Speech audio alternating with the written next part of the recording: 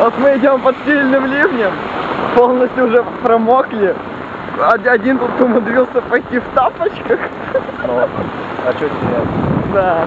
А пофиг, у меня все равно в кроссовках вода уже.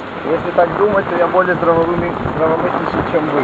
Ну да. Тапочки быстро высыхают, а вам кроссовки сушить. Да, в общем. И мы идем смотреть на фонтан. 3 мая. Есть вот такой столбик, возвращающийся из неба. Здесь уже побольше народу пришло. Тут лужи, вон он идет. По лужам. В общем. Не, по лужам ну нафиг. Придется проходить под этой хренью. А, фак. Так, я жив. Так, мы пришли в то место, еще осталось пару минут, пока так.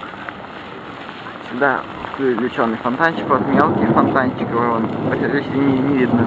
Ливень уже почти закончился, гроза идет. Здесь все мокро, все, вон, осталось только 3 человека, представьте, под дождем, все остальные под навесом сзади. Ноги до сих пор все в кроссовках вода еще.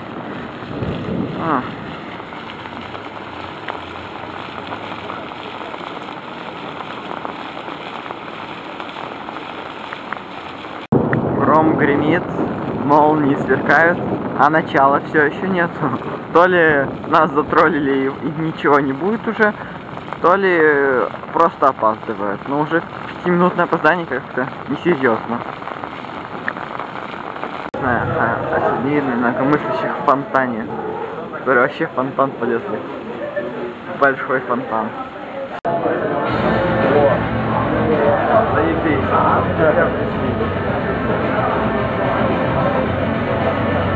Апокалипсис. Апокалипсис.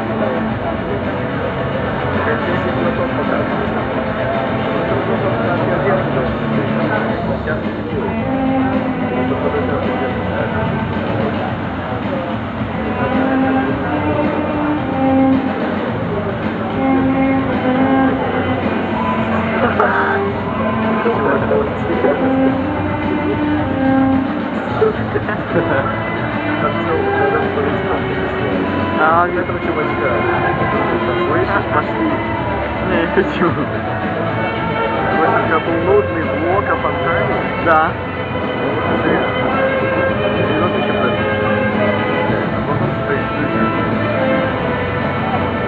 Вот так фонтан можно снять каждый. Он же все не бегает. Я учить, в чем ценность влогов или что-то.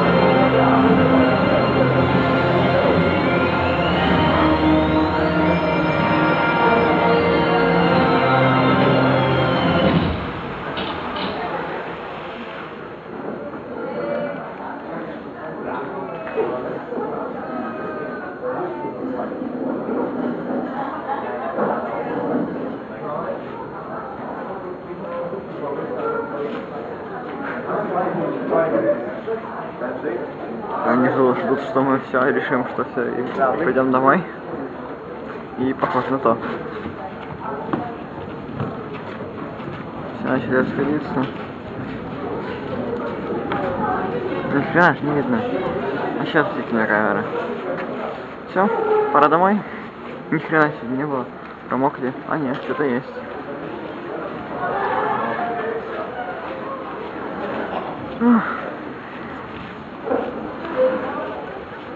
Что-то ничего нету. Ладно, пойду-ка я домой мокрый сушиться.